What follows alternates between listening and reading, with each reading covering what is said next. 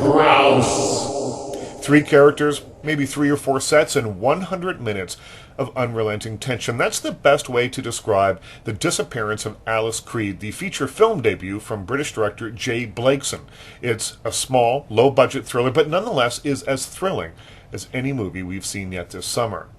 Now, the risk of reviewing The Disappearance of Alice Creed is in giving you enough detail to whet your appetite, but not enough to spoil the movie's many unexpected twists and turns. Now, I can tell you that Alice Creed, played by Gemma Arterton, is a woman kidnapped by ex-cons Vic and Danny, played by Eddie Marsan and Martin Compston, because her father is wealthy, because she's an only child, and she's, quote, slim enough to carry, unquote. After following a meticulously planned abduction, they demand a ransom of £2 million while Alice is trussed up in a soundproof room. Enter complications.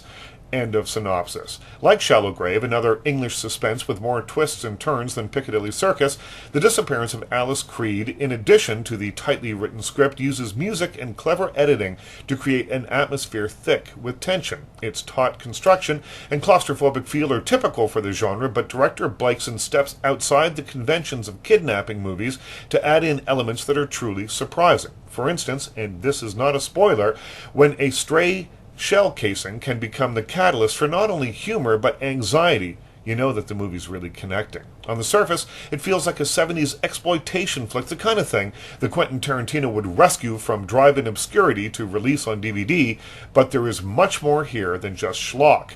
Beneath the movie's sheen of tension and brutality is a story about how complicated kidnapping can turn out to be when feelings become involved. It's a psychological drama about trust, power, and what happens when you deviate from the plan. As the puffy-faced Alice, Gemma Arterton proves to us that there is more to her than just the pretty face we've seen in The Prince of Persia, Quantum of Solace, and Clash of the Titans.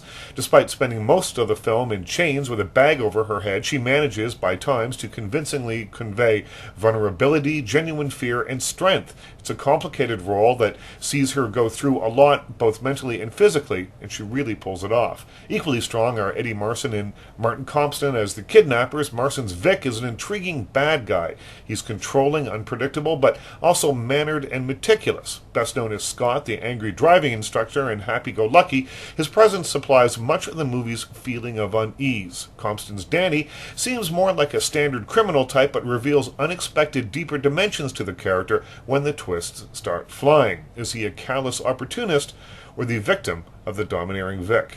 You'll have to watch it and see. The Disappearance of Alice Creed is a nasty little piece of work. It is remorselessly bleak, but carefully crafted enough to be very intriguing. Richard Crouse.